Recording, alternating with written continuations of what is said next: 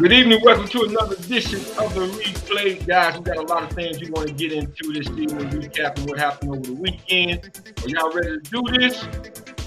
Welcome to the replay. Let's go.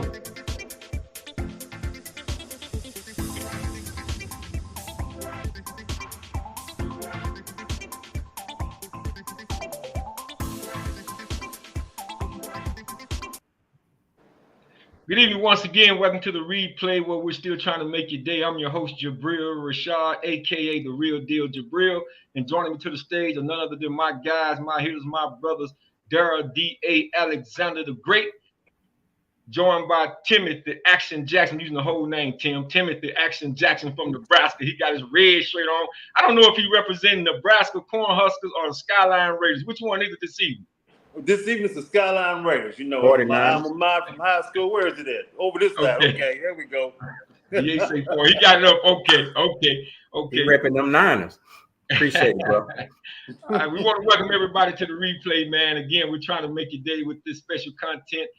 Before we get started for tonight's show, go ahead and hit the like, subscribe, and share notification button for us. You know we need you guys, man. We're still trying to grow the channel. We are at 150 subscribers, okay? And we'll continue to grow. This is the 83rd episode of the replay. So, guys, let's get into this, man. I want to start off, man, with some sad news, very sad news.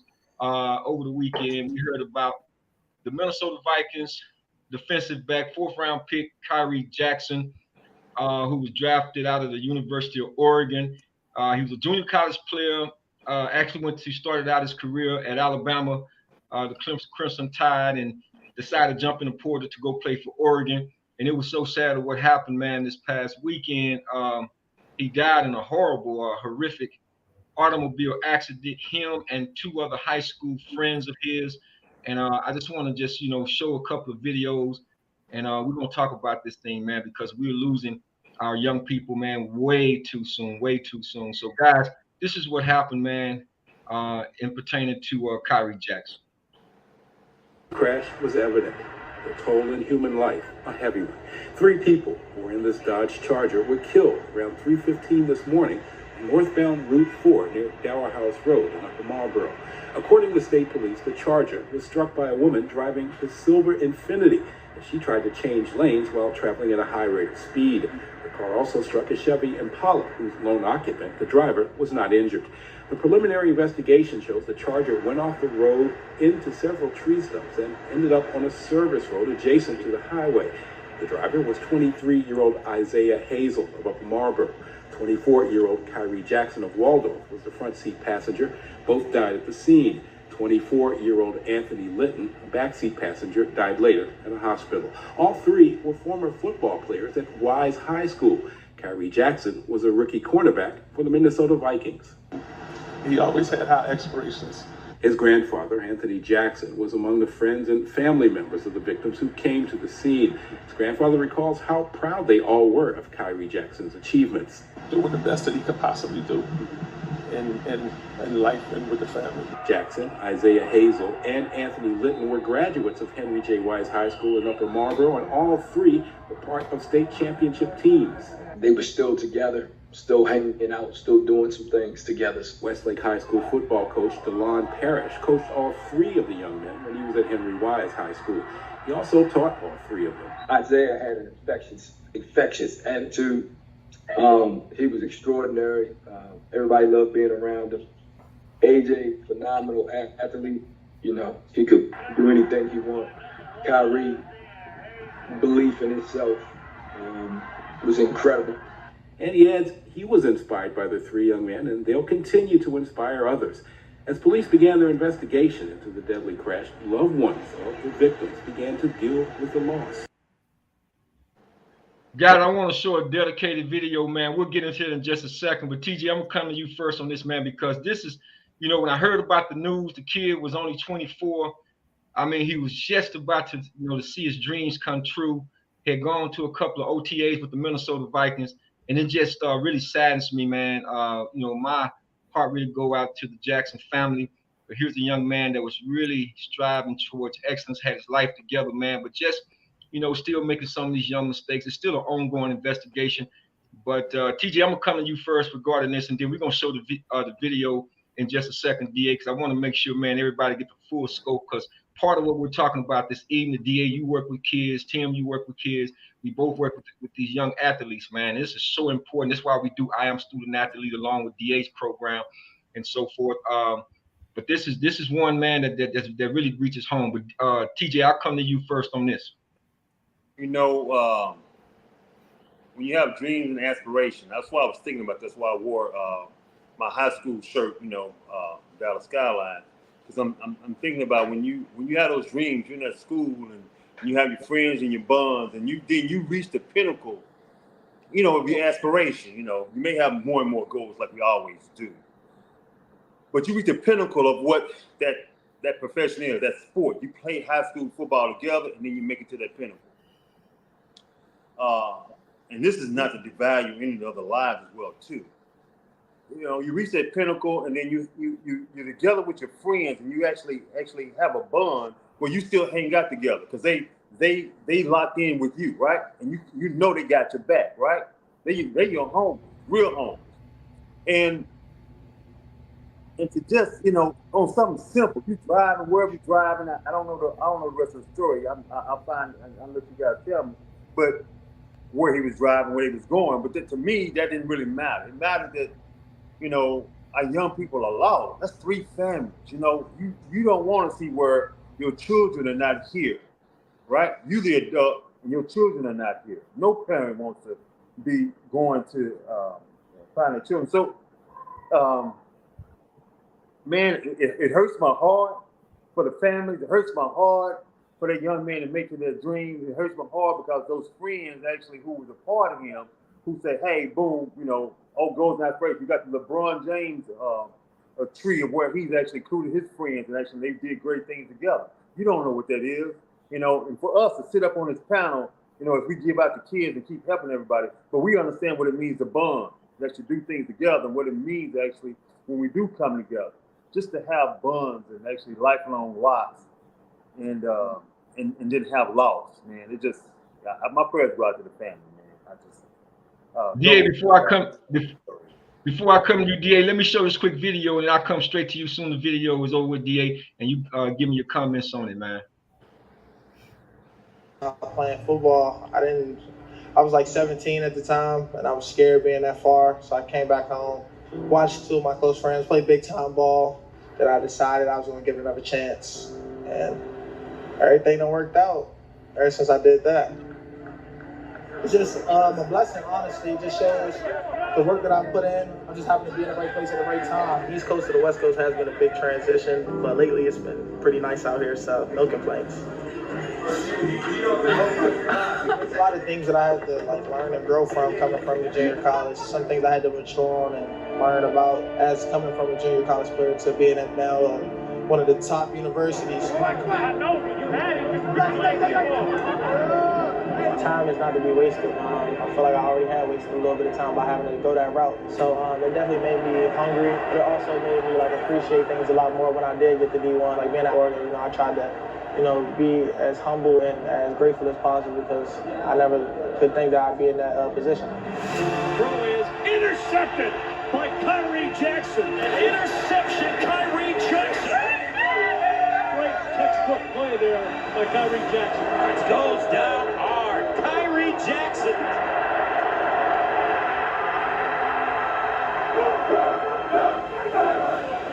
I've always been the person who, since I was 5 years old, said I wanted to make it to the NFL. For me, and that was always just my fuel to the fire. You think only 1% of people can do it? Well, I'm going to show you I'm part of that 1%. The Minnesota Vikings select Kyrie Jackson. I'm just super grateful. It's just been really a whirlwind. They took a chance on me, and I just feel like I can't thank them enough. And I'm just looking forward to making, Viking Nation proud. I feel like So I wanted to put that video up to capture the whole moment of this young man who just, again, seemed like it's just gone too soon. So DA, what's your comment on it?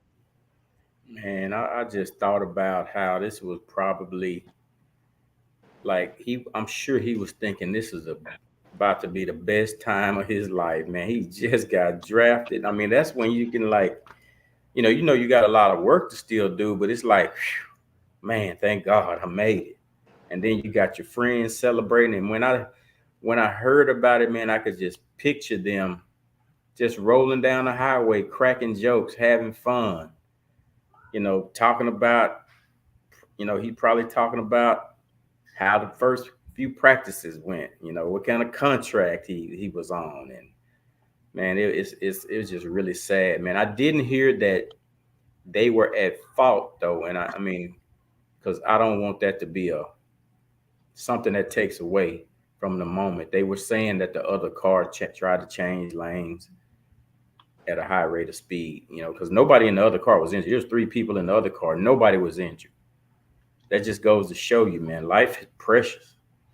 It's precious, man. So I don't know if I heard that right, but man, it's a sad thing, man, to just think it's, you know, you got there, you arrived, and then for that to happen, and then the family, man, I just felt for them. It seemed like I could just feel it. I could just feel it, man. That's about all I can say. That is like a heartfelt emotion.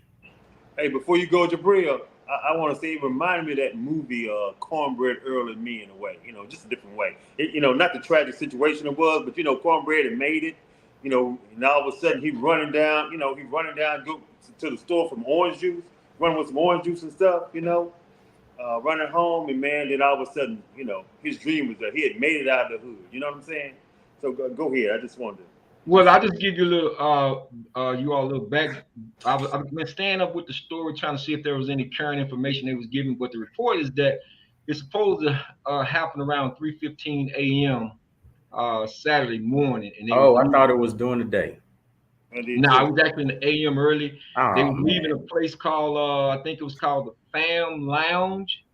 And of course, his friend, I believe it was Anthony, it was 2 other young men. I don't want to miss not, you know, talking about these young fellas also. We're talking about Kyrie Jackson because he got drafted by the Minnesota Vikings, but we understand 3 young lives was lost, Anthony Lighton and Isaiah Hazel.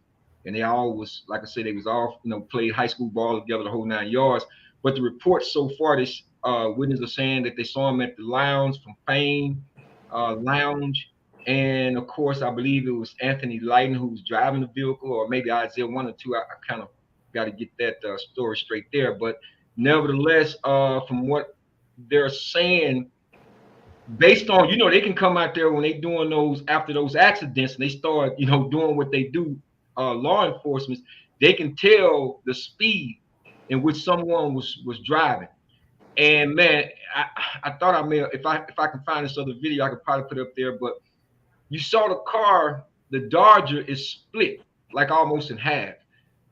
The front part was up on top of a hill, and there's a stump.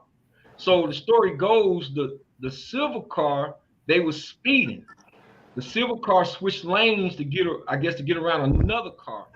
But they saying that they were supposed to have been traveling probably close to about 100 miles per hour themselves. So when it hit, it went over into the ditch, it hit this stump, and then it airplaned and it broke it in half. And of course, I guess they got ejected from the vehicle or whatnot. But it is still an ongoing investigation. And you're right, DA. Those 3 young men died, lost their lives. I think the person in the silver driving, it was a young lady, if I'm not mistaken. Yeah. I guess sustained some injuries, but another car that was kind of, I guess, was on the road at the same time didn't sustain any injuries. So, but those 3 was casualty, man. And when I saw this, you know, and I look at his grandfather, man, I look at the high school coach. I mean, like you said, DA, this is news that you just least expecting when you know you're almost getting ready to go to training camp. I guess you'll be going, Minnesota be going to training camp sometime at the end of this month, maybe early August. But I'm sure he was already with OTAs, you know. Yeah, I mean, I think they had just come back. That's one of the, right here. I know this was OTAs right here, I think last month that I put up. That's him, number 31 at the OTAs. Probably this month. Yeah, actually got April 24th. No, it's a draft day. No, so yeah, it could have been this month. You're right, TJ.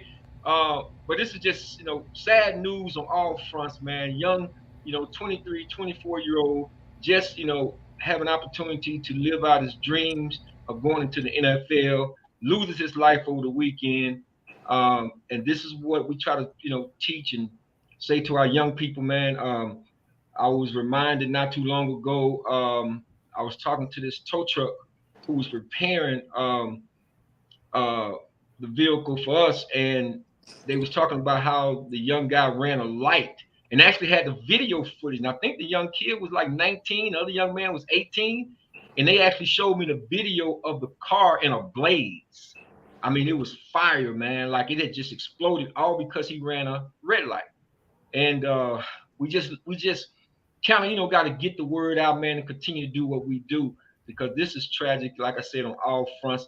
And my heart again goes out to the Jackson family, man, because this is not the kind of news that you want to ever get. So I wanted to start the show off, man, by saluting Kyrie Jackson and showing a video of him playing college ball and practicing in OTAs with the Minnesota Vikings. Again, Kyrie Jackson, former defensive back of Oregon Ducks, Minnesota Vikings, dead at the age of 23. Sad, man. Sad. Yeah. Man, one thing we need to get out to younger people, and I'm sure people tried to tell us back in the day, it's rarely anything good happening between like 2 and 4 in the morning, man. It's just, that's when, especially weekends, that's when most people are out. Most people have been drinking. A lot of people are drunk, and everybody's out there in these deadly machines called automobiles. So we got it. It's hard to tell people, like, man, if you can avoid hanging out those times, please try to. Well, something to pick it back on that DA. Ever since I heard my position coach said this years ago, he was relating to football, but at the same time, it just always stuck with me in the game of life. And when he said about playing the percentages, and exactly what you just said, chances are, I mean, again, anything can happen. We understand some people do home invasion, late at night, anything can happen. But what we're basically talking about is playing the percentages of life. So if I'm out 2 a.m., 3 a.m., 4 a.m. in the morning, the percentages say it goes up as opposed to us being at the house around that time. So we don't know it when we in our 20s. That's why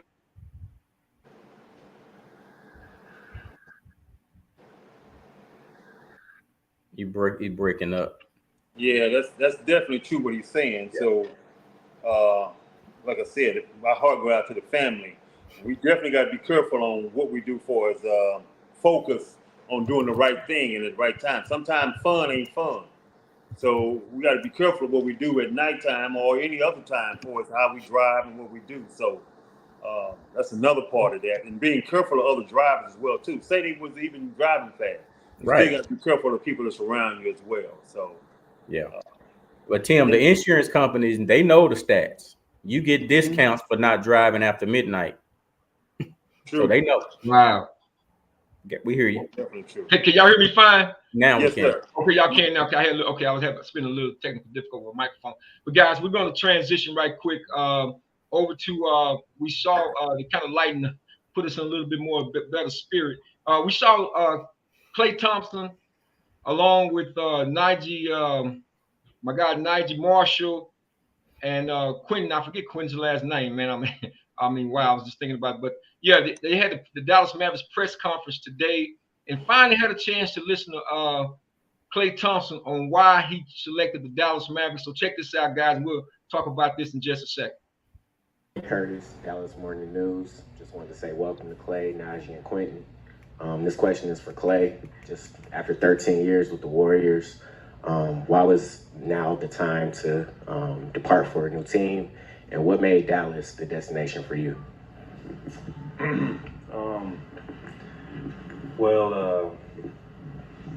I mean, whether you play basketball or work in the corporate world or whatever industry, sometimes change just can spur greatness, and a new change of scenery can do wonders. And I'm very grateful for my time at Golden State, but I just felt like moving on could just re-energize me and do something special for the rest of my career.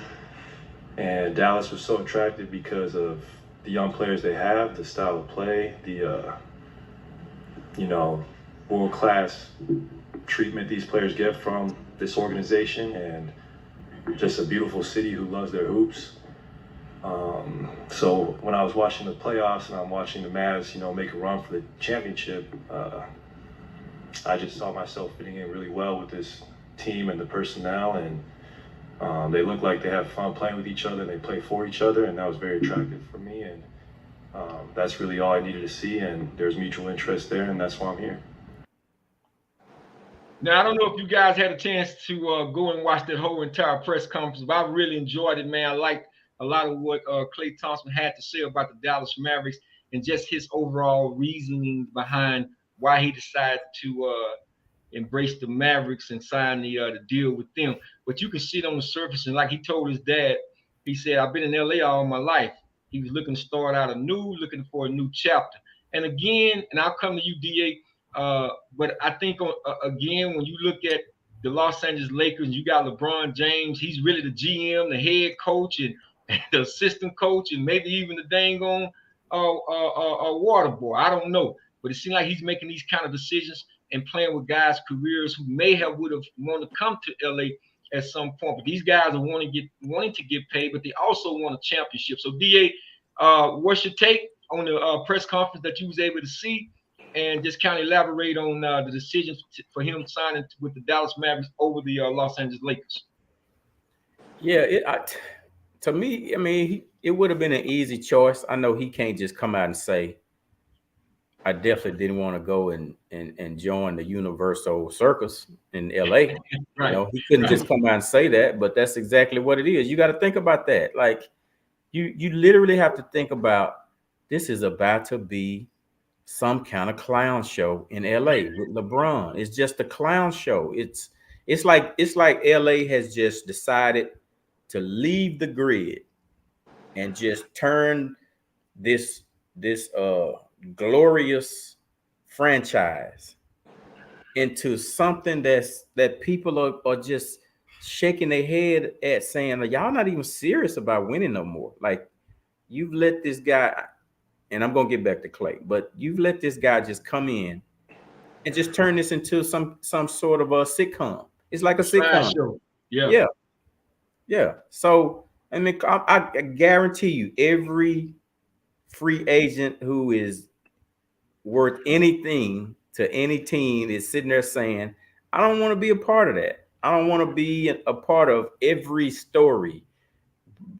What did Bronny do? What did LeBron say? It's just, and then you got JJ Redick. All of this is going to be it's going to be a traveling circus this year. JJ Redick all the way down. So Klay is smart. He got rings. He knows the formula.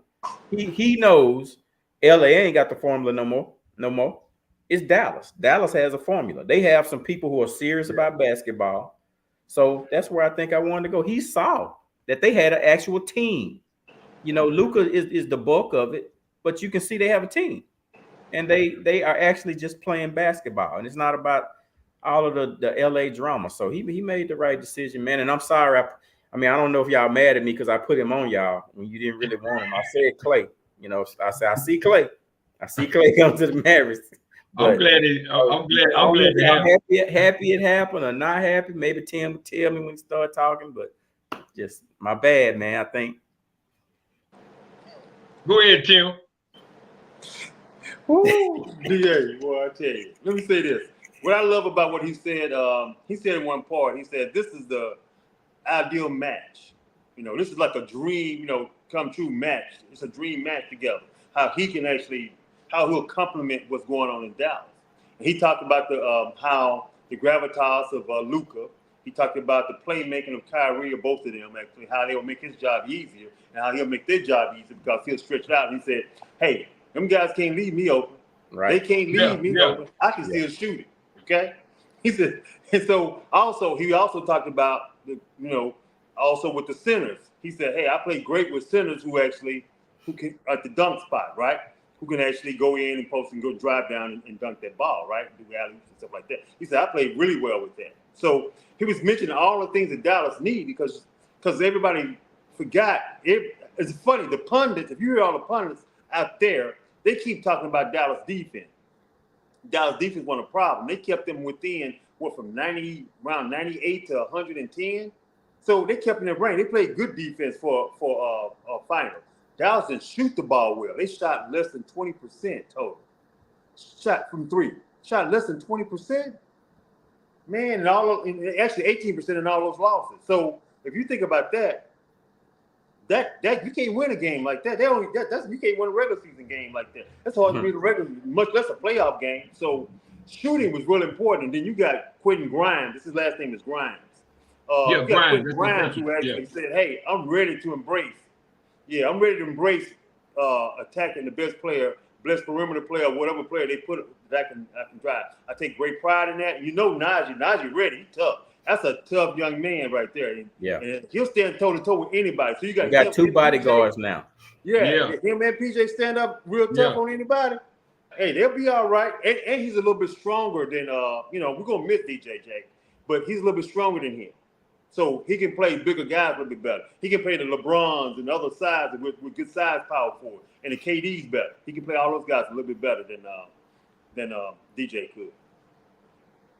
Yeah, absolutely. He can play the 1 through the 5, from my understanding. And I really should have put some of that video up, those clippings of him playing defense. I'm talking about isolating 1-on-1. He moves his feet very well. Speaking about Najee, how well he moves his feet, Najee Marshall. So I think we may drop off a little bit with some of the athleticism that Derrick Jones brought, but I certainly think I certainly think that it's going to be an upgrade in terms of how he can guard, like I said, many positions, and then he plays kind of like that enforcer basketball. So Luka will be protected a little bit. But I want to go back to something in reference to LeBron James and the Lakers and talk about like DeMar DeRozan, not even going over to the Lakers. You know what I'm saying? I think that sent a real message when here you have a guy who's from Compton, and then he's like a jilted love in a relationship. He decides to, pivot and do something different. And that says a lot. That really says a lot, man. These guys are sitting there watching. You may be thinking that you're making, really good decisions for the team themselves, but then you got guys, like I say, grown men who have families, and they're looking at the longevity of this thing, and they're questioning whether they're doing it out in the open or behind closed doors among some of the homeboys they grew up with. Man, why this dude gonna get his son? This dude ain't NBA ready. Man, he gonna spend some time down in the GA league, the G League. And if you're talking about 3 years away, let Bronny develop and so forth, that's okay. That's fine. I can understand that. But there are guys who want to win right now. And when you got somebody like Klay Thompson, man, he's not gonna go, sign up for a deal like that. That's why he had to tell his dad. He said, man, I've never experienced Texas. I'm looking forward to the Southern hospitality. He said, I'm looking to eat, ready to eat some barbecue. He seemed like, he said it's a new opportunity for me to be regalvanized and rejuvenated, man. And he's saying, some of the stuff, if you listen to him really closely, he was talking about how, and I noticed what he was saying, because if Steph is not doing what Steph is normally able to do, then everything falls on him. You don't have that real true third scorer or somebody that can step in case you're off as a second scorer. Not in Dallas. That's why he said the way Dallas play basketball is so beautiful, because all they're going to do is drive and kick. And when you got a deadly weapon like that sitting over in the corner, man, looking to drain 18, 20 feet out, 23 feet out, man, that's just a recipe for greatness. So I do think Dallas definitely have the interior front line to do what they need to do. And I think they definitely have the shooters now. I know they still have that mid-level exception with the $4 million. It's kind of up in the air. I don't know what, they may do with that. I still feel like if we can get one more score, y'all know who I'm rooting for if they were to get Spencer Dinwiddie, because I think his game really tailor fit in how we played. I think Spencer Dinwiddie's game, I think it fit a little bit more with the Mavericks as opposed to when he went to Brooklyn or went to LA. I think he's a better fit, man. And coming off the bench, when you already have certain scores and those other guys gonna get better, because I think Nico, being the great GM that he is, he challenged those guys. He want everybody to come back at least you know, like he said, 10 to 15% better. But DA, go ahead. Oh, I agree. I didn't have anything. I agree with you. Okay, I thought you. Yeah. So I'm happy, man, to see Klay Thompson, you know, with the Dallas Mavericks, and hopefully he can end his career, man, the same way he started, with a championship. You know, I think they talked about when Dirk Nowitzki. I remember in 2006 when the Dallas Mavericks lost to the Miami Heat. You know, he had to go through the trials and the errors and all this stuff, and even getting his teeth knocked out, I believe, at one time. And you look at Luka, the steps that he's made. He's been to a Western Conference final, then he wind up crossing that hurdle, finally getting to an NBA final. Now he know what that picture looks like, and it's nothing like now. You know, you have a chance to look at it and cross that again. And I think this put really, man, they talking about Denver, talking about Minnesota, talking about Oklahoma, but this put Dallas, born in it, you know, no injuries or whatever. I think this put Dallas back in the finals. I really do. I don't know what's y'all take on that, but that's how I feel. I think this put us back in the finals. I would say that we have a better chance than we had before. If we brought back the same team, I think this team is a whole lot better.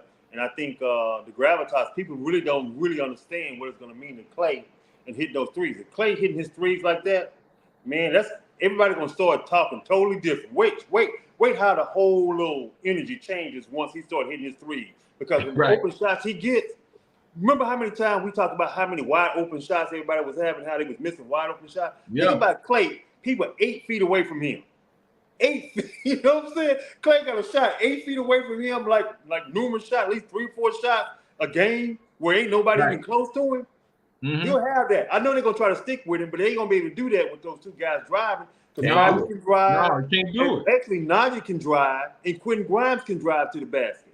So, and with those guys playing a dunker spot, and if your boy Lively every once in a while shoots from that corner three, just every once in a while, he don't need to do it too much because he needs to stay in the paint. But every once in a while, he slides out there because of whatever arrangement happened. He slides out to that little corner and he hit a three on him every once in a while. That's gonna really break him up next year. So I think there's an opportunity for them to really be a special team this coming year. But health is gonna be the whole deal. It's gonna be health, but not as big as some other teams like Philly. Philly got a big time on health. They woo. Well, I think they whole deal. They team ain't made past 50 and 60 games. They got a lot of guys. So I'm really excited about those guys. And I also like that Michael Finley had a heart-to-heart conversation with Klay, not just about the basketball part, but about life and being around and actually transitioning from one team to another. He had a real good conversation with Klay that actually made Klay feel good about the organization and what they were doing. Absolutely. Yeah, him and Kyrie, you know, they exchanged text messages as well as Luka, and made him feel real good. I just think this is a really, really great recipe, and I think it just tailor fits, you know, Klay's game. I mean, one thing about it, man, and two things for certain.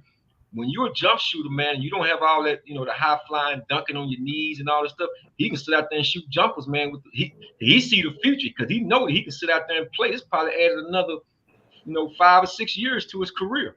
You know what I'm saying? So if he can stay healthy, man, and keep that stroke going, he said he got number 31, man. He said because a lot of people wrote 31. He said he thought about Reggie Miller, of course, the Jet that wore it for us, the Dallas Mavericks, you know, Terry the Jet.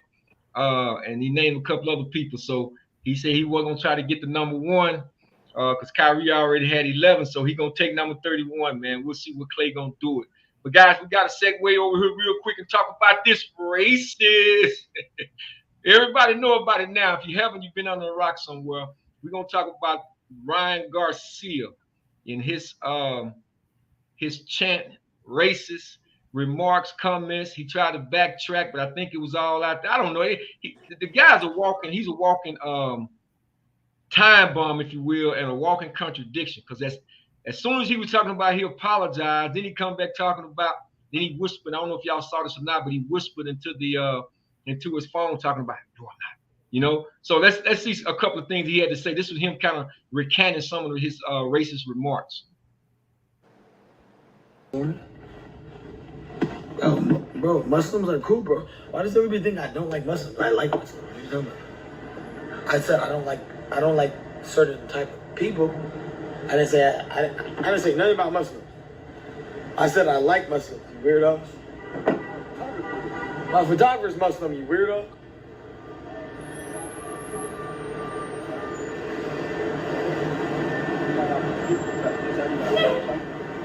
And guess what? I'm not apologizing for nothing. You ain't gonna catch me apologizing for nothing. The last time I apologized was never. Okay, he said for never. And I have another video where I don't have to see him, but I saw another video where he was actually apologizing. But then he come right back and start talking with his tongue in his cheeks again. So D, I'll come to you. I want to know, the question is, Ryan Garcia, racist rant. Should he be suspended or should he be banned? I think he should be banned.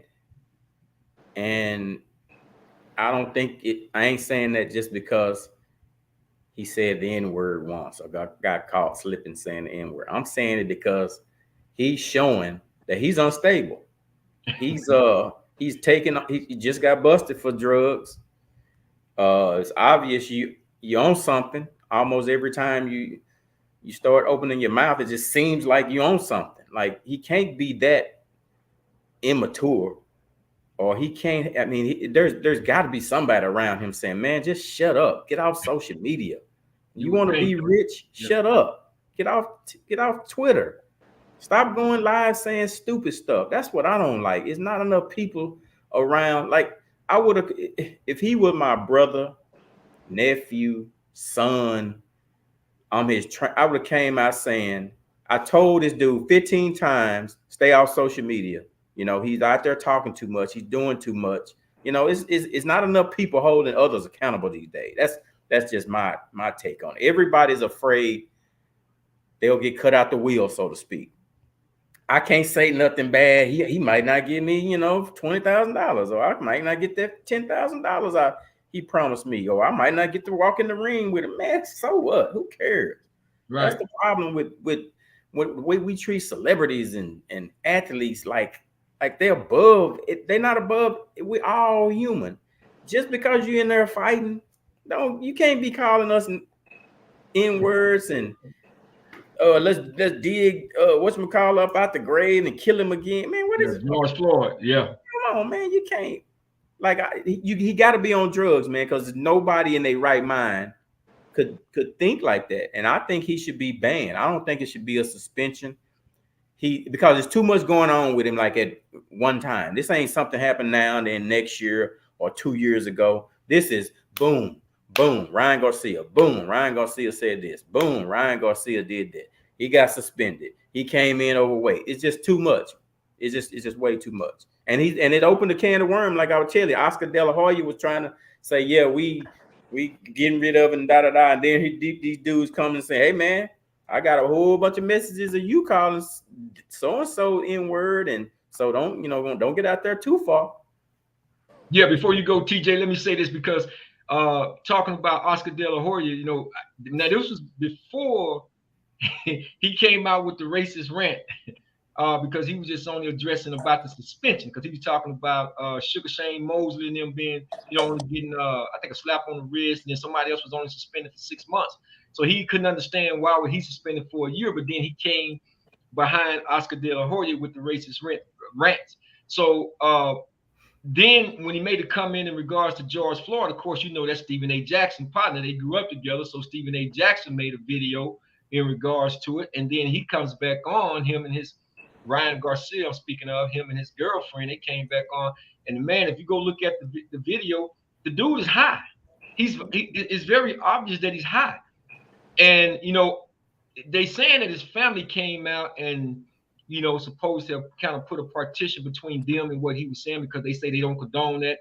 He's not like that, da-da-da-da-da. But I don't know if that was just a PR stunt, so to speak. I mean, maybe that was their feelings. I'm just simply saying, the way he's going about it, back and forth, say, man, this guy needs help. And yeah. I'm 100% in on him being banned, but I wouldn't parole him out. You know how you get parole without probation or anything like that? You get a sentence without parole, so to speak. I would say ban him, because I know we make so many mistakes in our 20s and then bring him back and try it out. Yeah, you know what I'm saying? I wouldn't give get him it. like a lifetime ban, but I probably would say, you know what, ban him, man, indefinitely. Indefinitely. Help, because obviously, man, he's not all the way there, man. His mental is not all the way there. But TJ, I'll come to you. What's your take on it?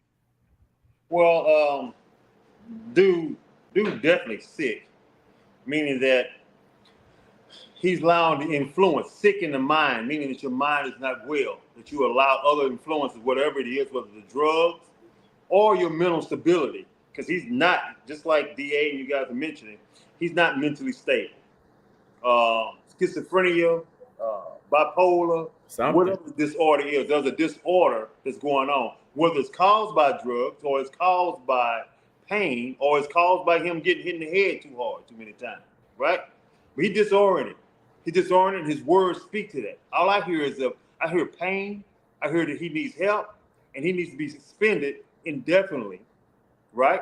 Indefinitely and I said suspended indefinitely. That meaning that you have the opportunity, you know, for retribution if you actually work hard enough and do some things that actually show, hey, you have right mind and actually doing the right things. It's a possibility. But I would suspend him indefinitely with a minimum of 2 years, right? Minimum of 2 years, and then I would start looking at you and seeing what could happen, what we would think about after that 2 years. Then give you a road to come back because I believe in redemption. So he get opportunity for redemption, but if he don't deserve it, he don't get it. So that allows him to go in front of a board, get the opportunity to say, hey, I'm a different man, I've grown, and he got the help that he was needed. So I would spend him indefinitely. Would he have the goals to actually do some things to get him help, to help that head, because it's better for our society if he gets help. You know, because if he continue on that, he's gonna get himself killed. Yeah. Yeah. He's gonna get himself killed. That's what I'm worried about. He'll get himself killed. Keep talking like that. Yeah, one of the things, when you do a comparison between Ryan Garcia and I think is Jamil Charlo, when you compare like both of them, because I heard Ryan Garcia was talking the other day about, I think he had a second child by his I guess soon divorced wife, so that could probably be mentally playing on then this other relationship that he's supposed to be in. But see, the thing about Charlo is that Charlo, he understood that he wasn't in the right frame of mind. He said, "Oh man, I'm not stepping in that ring because I'm not, stable enough to be in that ring. Because that ring, man, I'm talking about them guys going and take a risk every time they lace them up. Every time they step inside that ring, man, they're one blow away, man. We know about athletes who box, man, who didn't come out on the other side of this, man, with all their faculties in place. Mildred Taylor comes to mind. I mean, there's a plethora of boxers, man, who died from stepping in that ring. So, big shout out to Jamil Charlo, for taking matters into his own hand and understanding the validity of what was going on. Because if you're not right, man, then maybe Ryan Garcia right now, his weaknesses is going to the bottle, whatever his choice of drug is. He's becoming dependent upon that to try to get him through that cycle that he's going through. When somebody needs to, hell, if Oscar De La Hoya loves him that much, then step in, Oscar. He's a part of your heritage. He's a part of your community. Step in. I mean, step in some of these other name boxers, man, that understand what a young boxer like that is going through.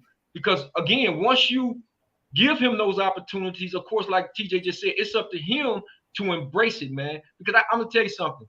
We know about players like Delonte West. Now, when you look at Delonte West, he suffers from, we understand, a mental condition. But you cannot say that he haven't been given help after help after help after help, man. Even to the point when Mark Cuban went out and got him off the streets. And then he started playing the big three, and then he had another relapse. I don't know what you can do from as far as Delonte West from that position, but Ryan haven't had that yet. But again, I'm not making no excuses for this individual's rant bringing races in and talking about the KKK, or he disliked Muslims, or he disliked black people and all this, because I don't think one really has anything to do with the next, other than the fact that you was in your body because you got caught on drugs, not once but twice. You came in the fight, 3 pounds overweight. And you know, there have been some other things that's been going on, and this has been going on for quite some time now. So I think, yeah, man, they need to go ahead and ban him and get him some real help. And I would say ban him with parole, but he'll definitely need to go through certain programs, steps by step, before I ever let him come back in that ring again. Yeah. And one other thing, man, we got to remember, nobody really likes us. Like you know, most people, I don't care. You might have one or two that tolerate us or respect us, but man, people like, he just said what was in his heart, and he ain't the only one, because a lot of people came to his rescue. You know, black folks, you know, we can dominate some stuff, and we're a little braggadocious and arrogant about it, and people can't stand that. So we just got to remember, man, people really can't say what they want to say about us. He happened to say what he thought, and it wasn't no slip up. It was how he felt. It was how a whole bunch of other people feel. They just aren't allowed to say what he said, you know, especially on social media. But it didn't surprise me at all, man. I could just tell by the I ain't never seen him fight before, except for that one fight, and just before and after, I could just tell something wasn't right about that dude. And I didn't know nothing about him way before this came out. I just knew it was something about him I did not like. Yeah. You Yeah. know, Well, hold on, TJ. this, Hold on, TJ. Hold on. So let me welcome everybody still coming on to the replay. I see some people that's coming on. You all can chat out your comments, and we'll definitely put them up here on the platform so we can get at it. We're just talking about Ryan Garcia, the racist rant that he did within the past few days here, and we're trying to you know, get some real answers to what will make a person, you know, go out who's, you know, pretty much up to this point. I mean, his only loss came under the hands of Devontae Tank Davis, and he had a pretty good, you know, boxing career going for himself. And he come out with something like this. But yeah, I want you all to chat out in the comment if you feel free to do that. But this is the replay where we're still trying to make your day. Don't forget to hit the subscribe, like, share, and notification button for us. But go ahead, TJ. I'll say this: no one who really loves themselves destroys themselves. So when I say a person has pain, some people may not understand that when I say that I can see pain. When you don't love yourself, you destroy yourself, and you'll destroy people around you as well too. You'll say words that harm yourself. You'll mess up your career because you don't feel good about who you really are when you look in the mirror. And so people can talk and they can be braggadocious they want to. Cocky says you don't love yourself anyway because you don't have to be arrogant. You be confident. Yeah. He ain't confident. He arrogant because he actually don't love himself and don't care about himself. You put yourself in bad positions. You put people you love in bad positions. And so he uses stuff because you don't love yourself. You got to escape from something, right? That's that pain from within. And there's a lot of people out there that actually going through these type of things. Understand, you got to take care of your temple. God made that your temple. You look after your temple, and that shows your love. When you ain't taking care of your temple, you ain't showing the love of yourself. So remember this: the first love you show is to the temple that God provided you. Yeah, absolutely, absolutely. Well, guys, I'll just end it on this note. What DA was talking about, you know, just his overall what he said, overall thinking and whatever. But I agree with you on that, definitely, DA. Normally, say when you're drunk or whatever you on and you start speaking, normally that's what it is that you felt. You know what I mean? They say a drunk would always speak is true. That's kind of what the way I see it with Ryan Garcia. He was under influence and he said what was probably already embedded in him, you know, from a long time ago.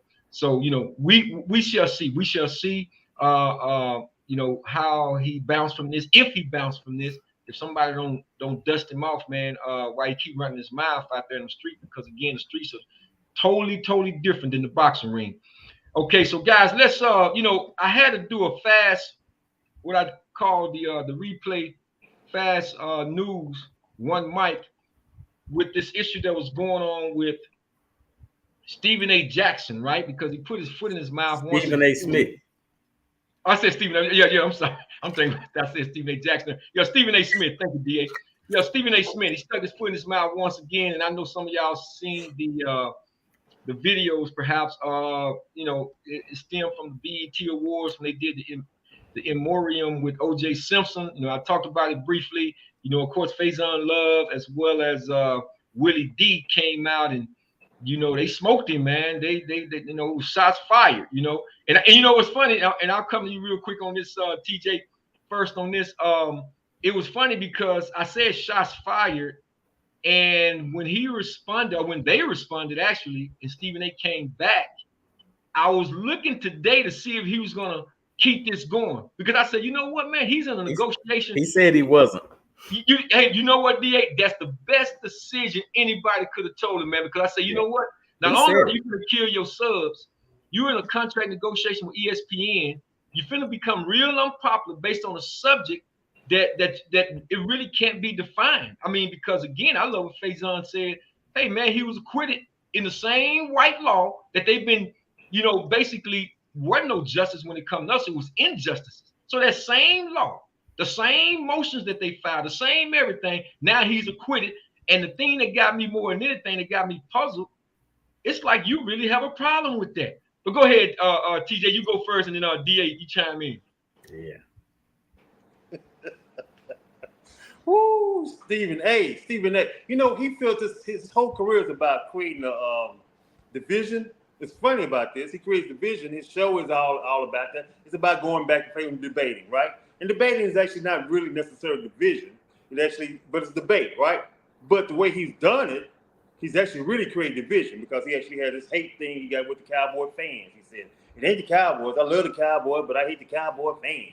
Okay, that's a lot of listeners that you are saying you hate, right? So that's a little division you're creating. You're having fun. Okay, as long as it's creating fun, but after a while, people start to not like all this division is creating. This is at the wrong time for you to create this animosity between what's going on with so many people. You got to be careful. See, he's jumping into an area where in sports he can have fun, but when you keep talking, now you move into an area you start talking about politics and other labels. Actually, people get very galvanized in how they, galvanized by how they feel about certain things, and they'll move away from you because you start to move into places. Sports, they'll keep fun. They'll let sports be a sports opinion.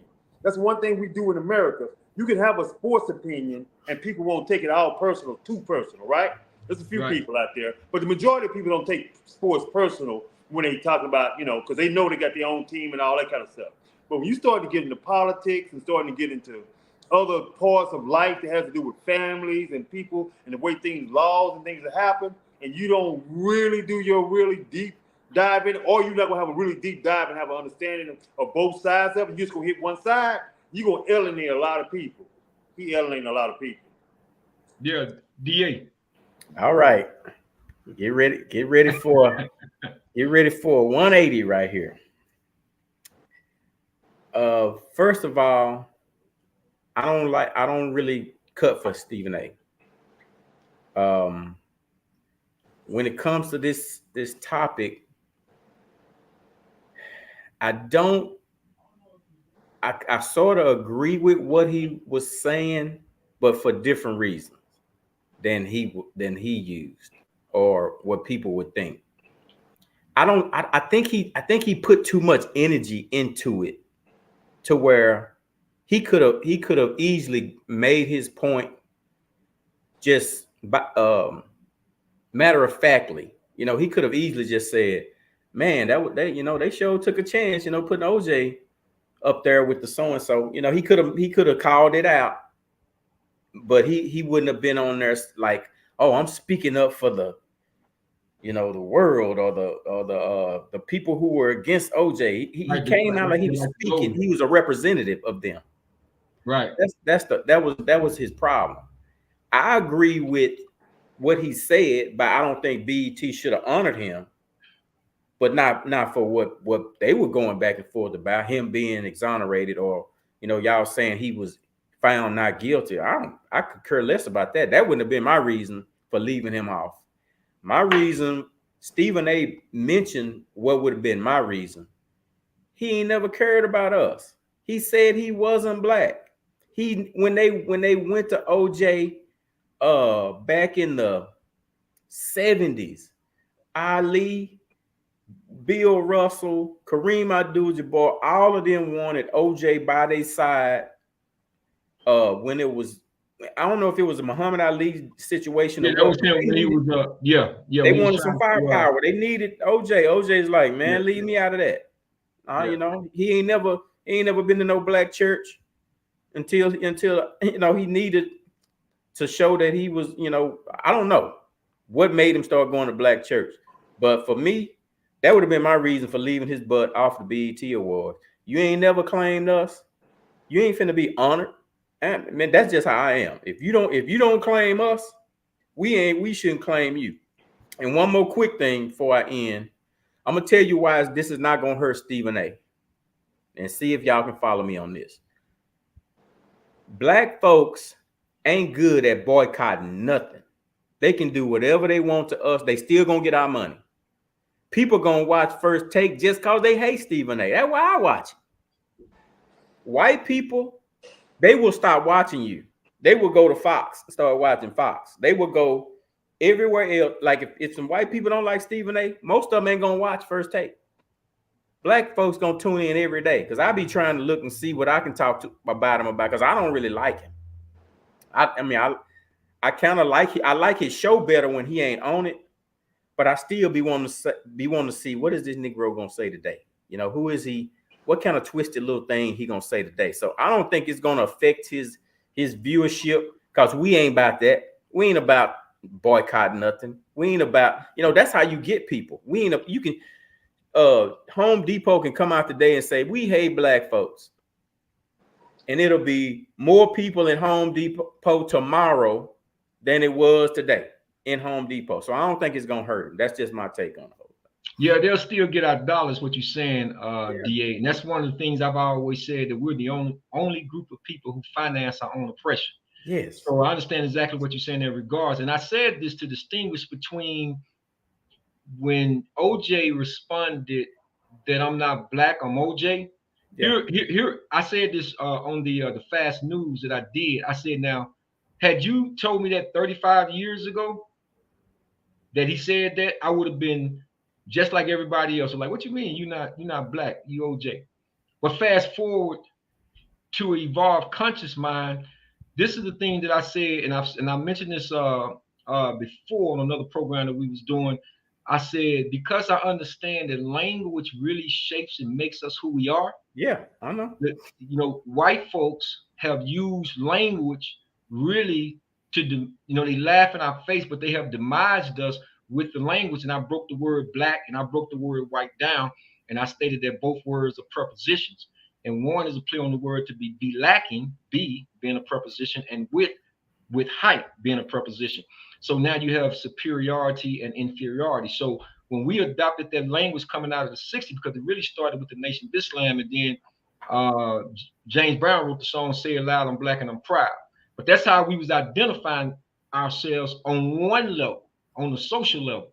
But on a higher level, they were sitting back saying, look at this, we can say whatever. Because we're the only group of people who have evolved 5 times over. I always talk about how we come out of, from being nigger to Negro, yeah, to black to Afro-American, now to African-American. No other group of people have done that except us.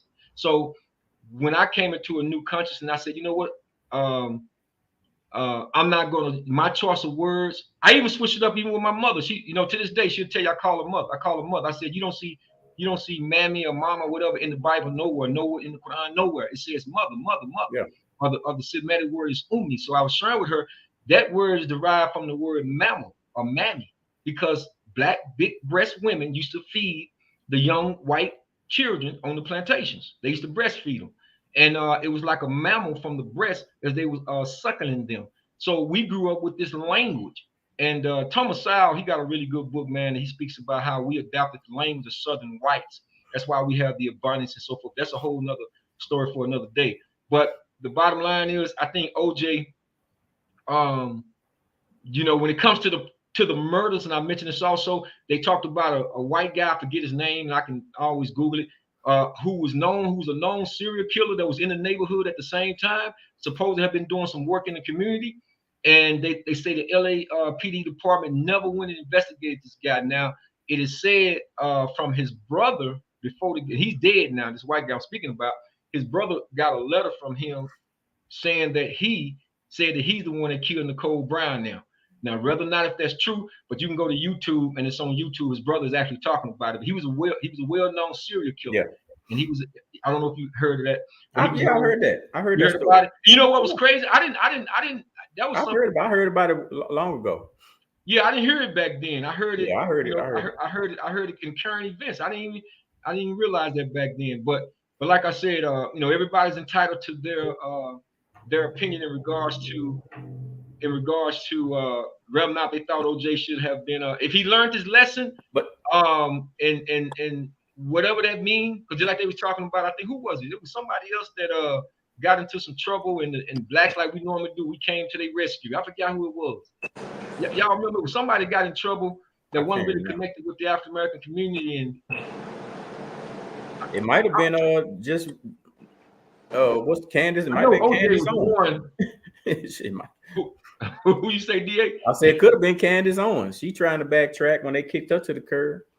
Yeah, well, and sometimes, but that's what we do. We kind of like, we say, you know what, we are going to discipline our own.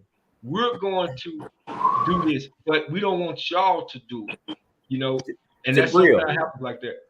Jabril, I get your point about the word black, and I get that. My point is, no matter what we were calling ourselves, he didn't want to be whatever we were, whatever you think we were back then. He would have said, I ain't want it then. I got this life over here. Like, y'all problems ain't my problems. Yeah, that's why I stated on. So that's why I wouldn't have had him on there, not for the guilty verdict. Yeah, I stayed on the fast news. I know he didn't mean it like the way I was trying to explain it regarding the term itself. He was literally saying, "Hey, I'm up here. I'm OG. I'm with the high society. I ain't with y'all. The aristocrat, so to speak. I'm not going over the Watts. I'm not going over the Compton. I'm not going. So yeah, you heard Keyshawn Johnson kind of alluding to it also. So we definitely know that OJ was definitely disconnected from the African American community. But you was about to say what though, TJ? Well, I was thinking about Chris Rock. He did a whole little thing. Difference between N-words and black folks. There's a difference between black folks and that, right? But I would say OJ was even outside the black folks part. He was in the class system. Yes. This is what he talked about. He was in the class system. He was like over in Europe, right? Mm-hmm. He was class system, and actually Americans are supposed to be getting away from the class system. That was the caste system, if you really want to get to it, and get deeper into it. But we'll say the class system to be nice. So we wanted to get away from that. That's what America's supposed to be about. Yet America's always set up citizenship and put hierarchy up regardless. We have the invisible caste system. Okay, what's invisible, it's not spoken, but it is, right? Because we even say it. We say lower class, middle class, high class. You know what I'm saying? We talk about income, low income, mid income. Oh, that's even in our books and how we look at things. So we say we don't have a caste system, but actually we do. And he didn't want to be noted to anything that actually didn't do with that, and he didn't actually want anything to affect. That was his deal. He didn't want anything to affect his system to be where he was. He didn't want to get kicked out the country club that he was in. Right, that's right. That's the bottom line about OJ. But something, and we'll segue over to our next topic we got to get into. I will say this: it was said that after he went through that and understood that, hey man, white folks don't like you the way they think you do. They said it was the first time when he started listening back then to like songs like Tupac. He started getting into the rap era back then. Now, rather than not if he was really sincere about that. I mean, only he knows and God knew. But again, I just think that in terms of the young girl who was on TMZ and she was talking about the Goldmans and this was the one problem that I really had with her reporting this. She was like, the Goldmans, they felt like this and this shouldn't have happened and this. And the only problem I had with that, quit telling black folks what to do. That was my whole thing with it. Let us handle it how we should have handled it. If it's in-house, then let it remain in-house. We don't need y'all telling us what to do, telling us how to do it, when to do it. Because they had to, they tried to make a thing between him and Robert Blake, who used to play Beretta. But again, I like what Faison said. First of all, Robert Blake is not black. So what are you talking about, Robert Blake for? I agree. I'm saying let us You know, if we want to take somebody out to the woodshed and beat the dog crap out of them, then let us do that. But don't. I get tired of white folks telling us how to handle our business. But one thing about that, Jabril and Tim, that's why he ain't going nowhere. Think about it. As long as he keep doing stuff like this, he gonna have a job forever, and he about to break the record with his next contract. As long as he can be speaking out, kind of for them against us, and he's our color, he good. That's how he going. That's how he got to where he is. You may be right. I'll say this is the inside information for his OJ though.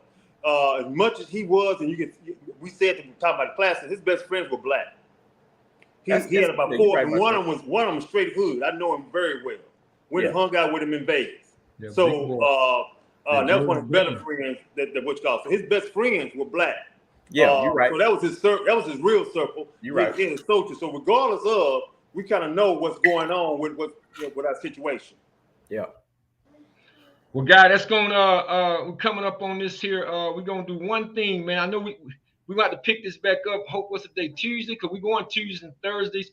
This is the 83rd episode of the replay, guys. We've been going at it strong, man. I appreciate people from jumping on, coming on with us, man. Again, don't forget to tell a friend and to subscribe to the channel. We're still growing. We won't stop because football season is coming up. We know we about to pick this thing up in Major League Baseball, but we can't wait to football season get here. But I wanted to show this this individual, y'all. I gotta show this brother, man. I gotta give this brother a shout out, man. And this will conclude the show for this evening.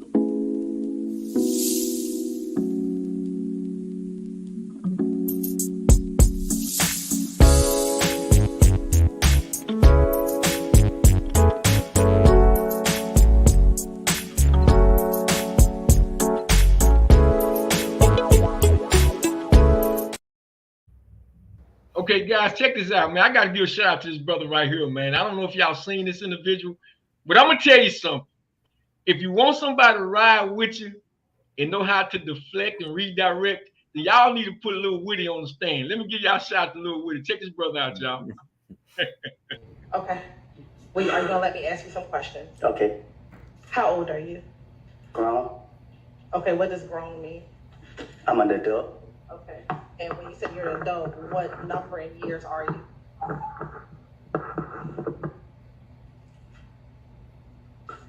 I plead the fifth.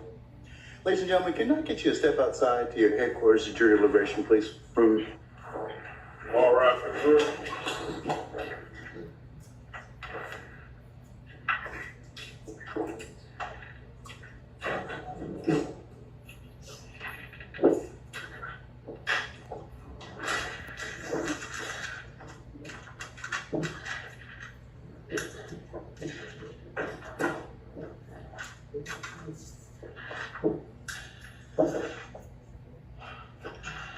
All right, ladies and gentlemen, please be seated. Our jury has left us. Mr. Copeland, given the fact that you have invoked your Fifth Amendment privilege, but the state has already given you immunity under 24-5-507, this court holds you in willful contempt, and we'll see you on Monday. And we'll see if we can get some more testimony at that point in time. Take him into custody. Have I ever heard 30 deep? Yes. Yeah. And what's 30? What you mean? Well, how have you heard of that term, 30?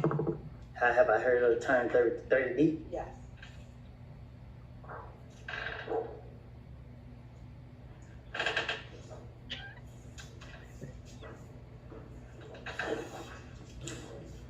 Can you ask me in a way I can understand? Sure. You said you've heard of 30D. You said you've heard of it, 30D. I know about 30D. Okay, what do you know about 30D?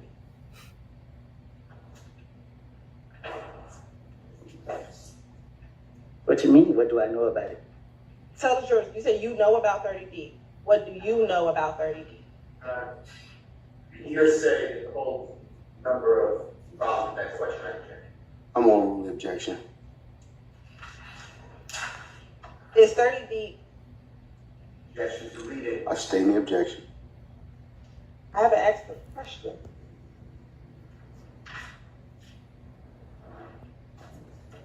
All right, you can go ahead and rephrase that. He's not a good attorney. What is 30D?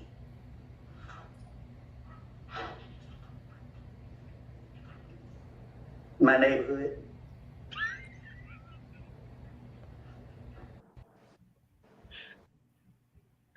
All right, guys. Okay, and there are so many other ones, man. But I just found it kind of, and I don't know what his level of education is. Really, I really don't, and I don't know if he was playing the system or whatever he was doing. He's playing it. But he was deflecting it. But I'm telling you, man, when the dude said, there's another one when he told the judge was like, do you want to have this legal representation? He said, no, Your Honor, she fired. He was just really making mockery of the court, and I get all of that too. But I was sitting here thinking, the way I've always felt like the whole public court system is nothing but a dog and pony show anyway. And they always gaming the individual. So here was an opportunity for an individual to game them. Because that was really the case about the Young Thug, the rapper. They got a RICO case going on down in Atlanta and so forth. But this guy, Lil Woody, man, he's just kind of like breaking the internet with some of his theatrics. But DA, I'll come, man, and get your take on it. Man, it's social media worthy, and sitting back in the confines of your own home, you're gonna laugh at some of the little stuff. But he can't win. That's all I can say. He's not gonna be able to win. He know the course is rigged against us.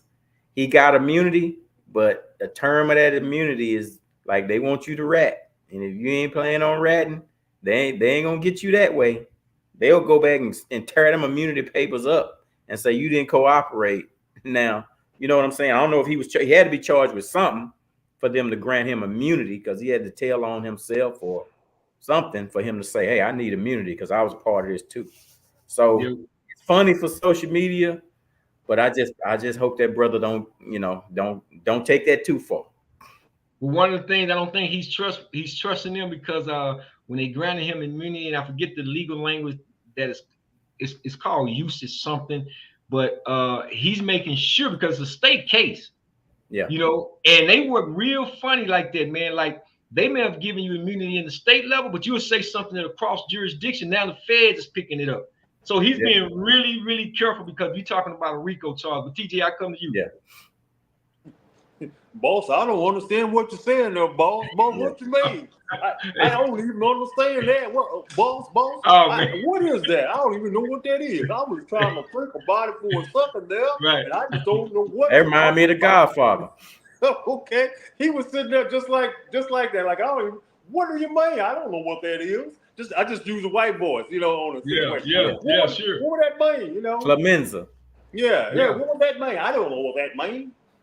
Heck, I've never seen that before. 30 who? How deep do you have to go to get to 30? Mm-hmm. You talking about 30 feet? If you're talking about 30 feet, I'll go 30 feet, but I can't dig that far. I'm gonna need some help. That's like when Michael Corleone marched that dude's brother up in there. Yeah. Well, he pulled him. I mean, he called him, as you heard the judge say, because he invoked the Fifth Amendment, but they had already granted him immunity, and he was being willful. That's the word, willful.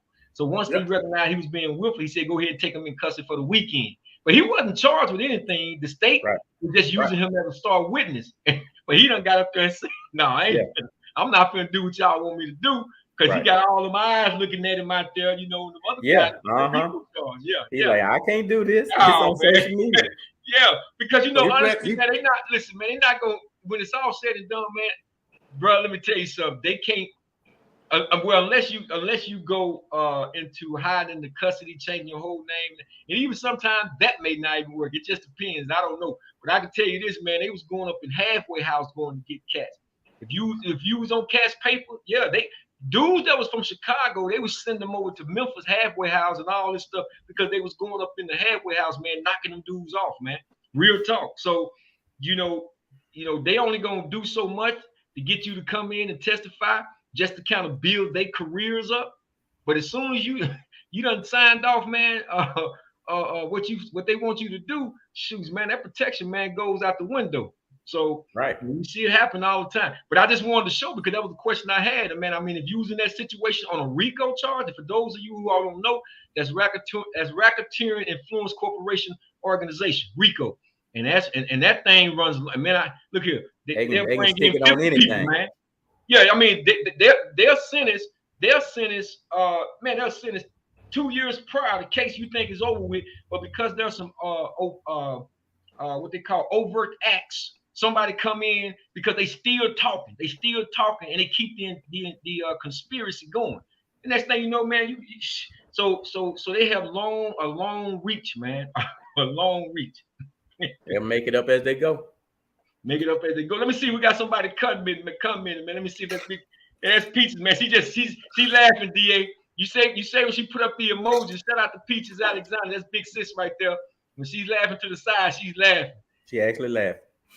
Well, guys, we're gonna conclude this episode of the replay for this evening. This is live, man. One of the things I'm so happy about what we're doing. We've been live. We ain't been Memorex. We've been live. We've been going live.